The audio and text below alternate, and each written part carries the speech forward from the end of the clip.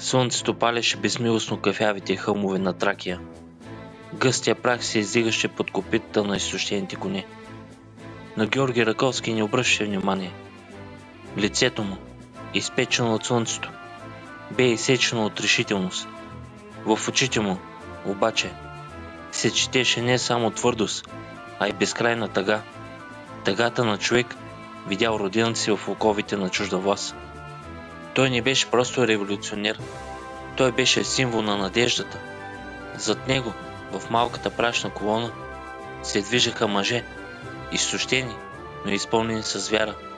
Мъже, които бяха оставили домовете си, за да се борят за свободата на България.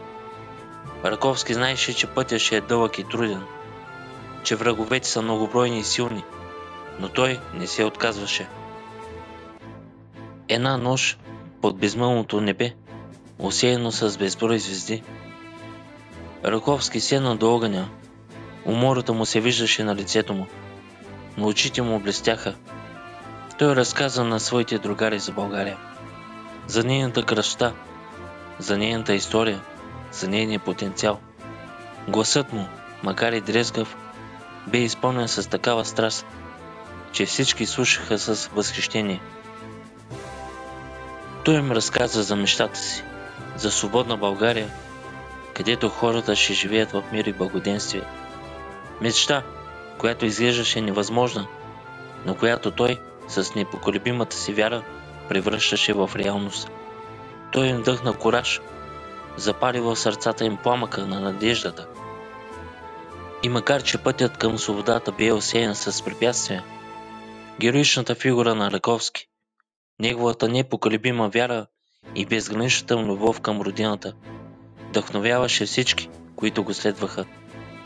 Той не беше просто водач, той беше символ на борбата за свобода, символ на българския дух, символ на надеждата, която никога не угасва. Той не беше само военен стратег, той беше виртуозен дипломат. Писането на писма, преговорите с чужди държави, убеждаването на нерешителните, всичко това изискваше не само смелост, но и изключителна интелигентност и такт. Раковски притежаваше и двете в изобилие.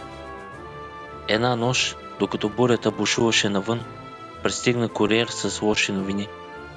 Още една битка бе изгубена. Надеждата сякаш се изтопяваше. Мъжете около Раковски се отчаяха. Гласовете им бяха изпълнени с безсилие. Но Раковски, с непоколебима воля, се изправи. Той не им обеща лесна победа. Не им обеща чудеса. Той им обеща нещо по-ценно. Вяра. Вяра в себе си. Вяра в каузата. Вяра в България. С думите си, с погледа си, с цялото си същество. Той им вдъхна кураж. Той им показа, че дори в най-мрачните моменти надеждата не трябва да се губи. И както Раковски би казал: брате българи, не се прекланяйте пред чуждото иго. Нека кръвта ни, пролята за свободата, стане семето на новата, силна България. Нека мечтата ни за независимост, за справедливост, за достойно бъдеще освети пътя ни към победата. Нека името ни се помни не само днес, но и в поколенията, като името на онези, които не се покориха, които се бореха до край за свободата на България.